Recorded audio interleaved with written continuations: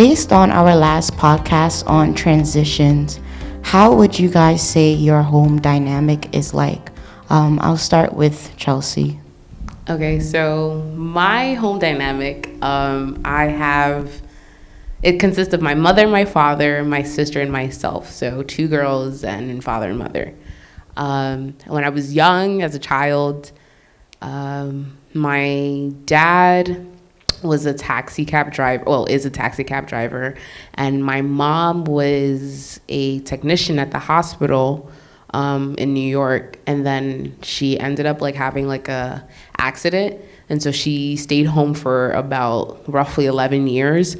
So from like literally from what's it called, from like school in terms of elementary school to middle school to high school, I literally saw my mom every day. My dad came home in the evenings, but it was just like a small second of it. But yeah, and then most of the times, because she was always home and my mom is the strict parent out of the two, obviously it was like very like, oh my God, it's my mom. But with our father, because we're like daddy girls, and our dad treated us like princesses and whatnot, so it was like great. So yeah. Okay, Vanessa. My home dynamic consists of my mom and my dad and my brother. I do have a sister in Ghana and also a niece as well. Growing up till now, my mother works your average 9 to 5 job, or 8 to 4 actually. And she was basically home every time we came back from school. She was there, so we had her. I saw her all the time. Whereas my father, he's a truck driver, so he's gone every 2 weeks. You hardly see him. Sometimes it's even longer than that. So he wasn't really home, but when he did come home, he was there. And, we embraced him as we can. And then, but yes, I also have a brother as well, and we're only 2 years apart, so we're pretty close. Okay, for me, I have my mother, my father, and I usually would have a cousin living with me. So my mother would usually go to work early in the morning, like 3, and she would come home around 3 p.m. And around that time, she would be getting ready to go to church, but then my father would be coming home like around 6, so I'd have a little gap in between, and then my father would come home. Or unless he doesn't come home, then that I'll be by myself for that whole day. My cousins were usually not there all the time unless they were in school or in the library, and if they did come, it was really late. So I've been by myself for some time, and I've been used to it. So that's basically it. My next question is, how was your relationship like with your siblings? Vanessa, I'll let you go first. My relationship with my siblings, well, with my sister, we just got close. I was able to travel to actually meet her, but before it was just like through the phone, and it wasn't really, I just felt like, I wasn't really close to her until I met her. I was like, oh my gosh, I have a sister. Like, it felt real. And with my brother, like, I love him, but you do have days, of course, because you're close in age that, you'll argue and fight and stuff, but then you also realize there are moments where you have that close relationship with them where you can talk to them about anything and all that stuff. So that was my relationship with my siblings. Okay, Chelsea, what was your relationship like? I think for the first part of our lives, like I was like the disciplinarian, like the mom, of my sister, very protective. Like anybody say something to her, I'm fighting you. And so for a while, it was kind of like that. I mean, of course, like any sibling situation, you're gonna fight. I would be like, bro, you don't respect, like, all that good stuff. I think as we grew older and like kind of now under in the same concepts in terms of like college and stuff like that, we've become more and more closer. I literally can call her, like, I'll be like, sis, I'm going through this foolishness, like I need help. or, you know, vice versa, or, you know, kind of just rooting her in, you know, whatever she's doing in her endeavors. I remember recently, like, she did an internship and she had to present, and she was like freaking out, and I was like, Claudia, like, you're freaking smart, like, you're gonna be fine, like, you know what you have to say. And I think, like, you know, in those moments, not really realizing, you know, it was something that she needed, and she aced her internship interview. What's it called? She looked great, you know, I watched her on Zoom and I was like, oh, that's my sister, you know. So I think as we grown older, and I think our parents also have initiated that very much a lot, that, you know, like, it's at the end of the day, it's you two, you know, so we don't want to sever anything between our bond. So yeah. As for me, I feel like my relationship with my cousins kind of turned into, when another uncle and auntie, has become almost like a brother and sister relationship. It's very weird listening. Like, I don't call my aunt or my uncle or auntie. I would call them by their first name, because I've literally grew up with them. I literally would tell them whatever that's going on in school, they would give me advice. It was kind of like I almost had a sibling, you know. Technically, they kind of are in my mind, but, you know, in reality, when documentations happen, I'm like, oh yeah, this is my uncle, this is my aunt. But that's basically it. Have you guys been to Ghana before? Yes. Okay. If so, like, can you talk to me about the home dynamic in Ghana? I'll start with you, Chelsea. Okay, so when I took my trip to Ghana, which was 2019, I went with my whole family, my mom, my dad, and my sister. And so I think that was a good trip overall for us to kind of go down there together. The only family that I have down there is my grandmother, from my mom's side, and my mom's sister. So they have like a whole section. Like, we went there and, you know, we saw everybody. It was like, oh, like, you know, this is cool.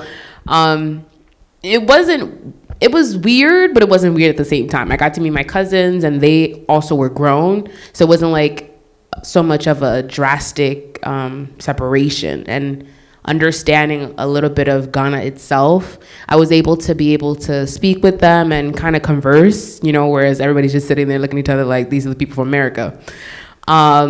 So yeah, it wasn't really weird per se. I think it was okay so far, yeah. Okay, Vanessa. For me, I recently went to Ghana earlier this year in February. Even though I didn't get to spend like a lot of time with them, the family dynamic in Ghana was very interesting. They're very close. They all, like my aunties and uncles and my grandmother, like literally live like very close to each other, even though they have their own houses. Like, everyone is either a 5-minute walk or just a short drive to each other. So just to see how close they are was very interesting, because me living in America, like, I have cousins that live a couple floors under me and I don't even see them. Like, or I have cousins, like, and family in other states or other countries, and we don't really talk like that, or, you know. So just seeing how close they are, and they literally hang out with each other all the time, it was very different. And I kind of liked it. It was good. Okay, so, like, coming back, I guess, to America, you see how our peers, they are able to meet their families. I guess they're more, I don't know how to describe it. They're more not acceptable, but they're able to see their extended family quicker than us, if that makes sense. We would have to take a plane, whereas them, maybe they live a couple of hours away. I wanted to know your opinion on that. When you're seeing your peers with their grandparents, do you feel some type of way? Chelsea, I'll let you go first. So luckily I have the ability where my father's parents are down here. So in relation to like my peers and having that fellowship with their grandparents, of course it looks great, you know, like it looks nice and whatever, but I think there's a foundation to that, you know, where they've built relationships with their grandchildren. They've, you know, they have like money, so like their kids are obviously like they're living life off of them, whereas for us, generally speaking, our parents migrated here and are basically making their life like that continuation of whatever, it doesn't happen with like the African culture, so I don't know, sometimes like with what I have here, I'm okay with it. Like if I see my grandparents, hey, I see my grandparents. If I don't, then hey, I don't, It was nice when I was younger, obviously, because I could be like, oh yeah, like my grandpa lives here. My grandpa would come visit me. My grandmother, they would take us out. But as I've gotten older, it's kind of just like, yeah, they're there, like, yeah. Okay, Vanessa? For me, I think I'm okay that they're far away. It doesn't really bother me, even though I've only visited once. Like having my mom's family like in Ghana, my dad's family in London, like it gives me an opportunity to travel to them. I did have an opportunity with my father's family, like they came when I was younger, but I don't really remember. But I don't mind that I don't live with my grandparents. Like since I haven't experienced it before, like I don't know how it will feel if they were actually here. Like maybe I would have enjoyed it, but I also am like, I'm okay that they're far away, like just talking to them on the phone and stuff. Like it's just how it is. I totally agree with you, Vanessa. Go ahead, Chelsea. I think though, obviously that's going to change with our generation, and I think also the reason as to why we may not see it that way, because if you think about it, like grandparents are there to kind of like aid the parents with their children, so I mean, and of course we're looking at two different cultures. Your grandparents are from Ghana and then you're from America. That their concepts or their beliefs, about their like nanas or whatever is different from how our parents are going to view our children. Because like our parents are gonna want to create those relationships. They're gonna want to help us when when we have our kids and stuff like that. So I think it's that there's a difference in that, and we're obviously gonna cherish it more. But our kids are gonna have that ability of I guess what we kind of didn't have. Yeah. Honestly, in my opinion, I just think that grandparents just like kind of spoil their grandchildren.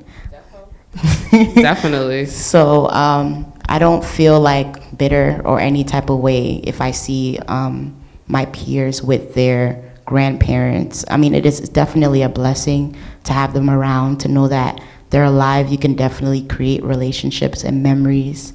But it's okay. Like you can always fly, take a trip, vacation. That's another reason to go. Honestly, and visit them. that reminds me of like my grandparents, like my father's side, like every birthday they used to send me a card on my birthday, like for all of us. And like, they used to put money in it until like,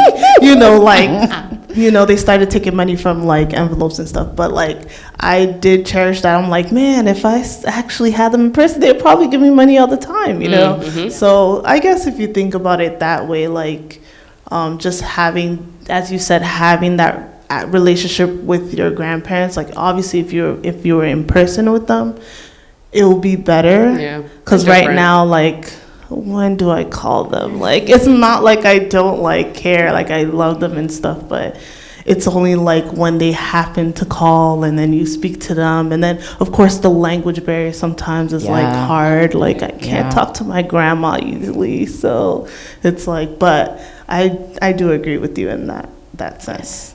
On that note, we should all learn our parents' languages so that we won't be able to have this type of struggle. Okay. All right. So listeners, what is your home dynamic like? And how's your relationship with your siblings or cousins or immediate family? And if you ever traveled, how is those countries, their family home dynamic? Comment down below, and we're expecting to hear from you. Until next time, have a blessed day. Bye-bye.